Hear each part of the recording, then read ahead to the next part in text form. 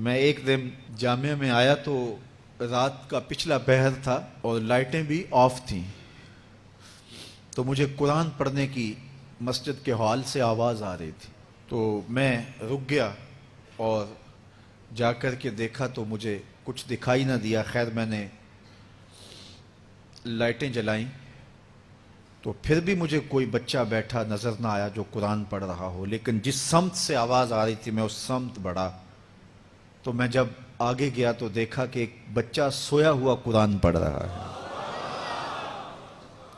ان کے تو خوابوں میں بھی قرآن ہوتا ہے، یہ تو جنت کی چڑیاں ہیں۔ آپ اگر مجھے پوچھیں کہ آپ نے اتنی عزتیں کیسے پائی ہیں تو میں آپ کو راز بتاؤں کہ یہ میری ماں کی دعائیں ہیں، میں آپ کو راز بتاؤں یہ میرے باپ کی سحری کے سجدوں میں بہنے والے آنسو ہیں، میں بتاؤں کہ یہ میرے اساتذہ کی شفقتیں ہیں، میرے مرشد کی نگاہ ناز ہے۔ لیکن میں آپ کو یہ راز آج بتانے لگا ہوں کہ آج اگر میں عزت کی اس مسند پہ بیٹھا ہوں تو میں نے طلباء کی خدمت کی ہے۔ جب یہ سوئے ہوئے ہوتے تھے تو میں ان کی لیٹرینیں صاف کیا کرتا تھا۔ آج اللہ نے مجھے ان بچوں کے قدموں کے صدقے سے عزتیں دی ہیں۔ یہ حافظ قرآن بچے، یہ طلباء، یہ اللہ کے مہمان ہیں۔ صحیح حدیث میں آتا ہے کہ طالب علم کے پاؤں تلے اللہ کے نوری فرشتے پر بچھاتے ہیں،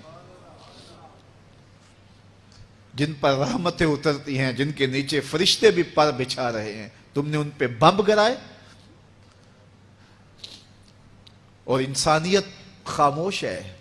ہمارے استاد فرماتے تھے کہ ایک دارالعلوم تھا، وہاں طلباء پڑھتے تھے، تو یہ بچے ہوتے ہیں بالخصوص حفظ کی کلاس کے بچے، چھوٹی عمر کے ہوتے ہیں، اور اس عمر میں بچوں کی شرارتیں، بچوں کی اٹکیلیاں، یہ ان بچوں کے بچپنے کا حسن ہے۔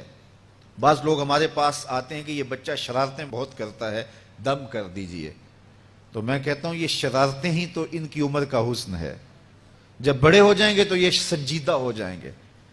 وہ ایک شاعر نے کہا تھا مجھے اچھا نہ لگا بچوں کا جوان ہونا، جب چھوٹے ہوتے ہیں تو ان کی شرارتیں ان کا حسن ہوتا ہے، تو وہ سکول میں پڑھتے ہوں، وہ جامعہ میں پڑھتے ہوں، یا وہ کسی فیکٹری میں وہ معصوم بچے کام کرتے ہوں، کسی ڈھابے پہ چائے بیچتے ہوں، تو ان کی طبیعت میں وہ شرارتیں ضرور ہوتی ہیں۔ یہ ایک بچوں کے بچپن کا حسن ہے۔ تو وہ بچے تھے اور شرارتی مزاج تھا، اور ایک شخص ان کی خدمت کیا کرتا تھا۔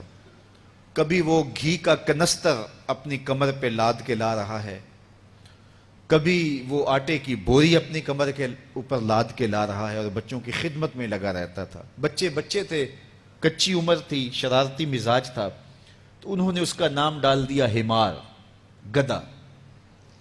جب بھی بھوک لگی ہوتی اور وقت کھانے کا قریب ہوتا تو کہتے وہ ہمارا گدھا گیا ہوا ہے، ابھی لے کے آئے گا تو کھانا ہم کھائیں گے۔ تو آپس میں انہوں نے اس شخص کا نام جو ان کا خدمت گزار تھا گدھا رکھ دیا۔ اسے پتا چلا کہ یہ مجھے گدھا کہتے ہیں، میں ان کی خدمت کروں، نوکری کروں، بلا معاوضہ میں ان کے لیے کمر پہ گھی کے کنستر اور آٹے کی بوریاں لاد لاد کے لاؤں، اور یہ مجھے گدھا کہتے ہیں۔ اس نے چھوڑ دیا اور گھر چلا گیا۔ رات پڑی، سویا، مقدر جاگے، کیا دیکھتا ہے؟ حشر کا منظر ہے، اور وہ طالب علم ہیں، انہیں جنت کا حکم ہوتا ہے، تو وہ اڑ جاتے ہیں اور ضد کرتے ہیں اور اٹکیلیاں کرتے ہیں، نہیں ہم نے جنت میں نہیں جانا جب تک ہمارا گدھا ساتھ نہیں جائے گا۔ یہ اٹھا اور آنکھوں میں آنسو تھے اور دوڑتا ہوا مدرسے آیا، کہا تم مجھے گدھا کہو، حمار کہو، کوتا کہو، میں نوکری تمہاری ہی کروں گا، کیونکہ تم اللہ اور اس کے رسول کے پیارے ہو۔ کتنے خوش نصیب ہیں وہ ماں باپ جن کے بچے حافظ قرآن بنتے ہیں۔ آپ کو پتا ہے قیامت کے دن آپ نے ابھی تک ہمارا چینل سبسکرائب نہیں کیا تو ابھی سبسکرائب کریں اور بیل آئیکن کو کلک کر کے ہماری لیٹسٹ ویڈیوز کے بارے میں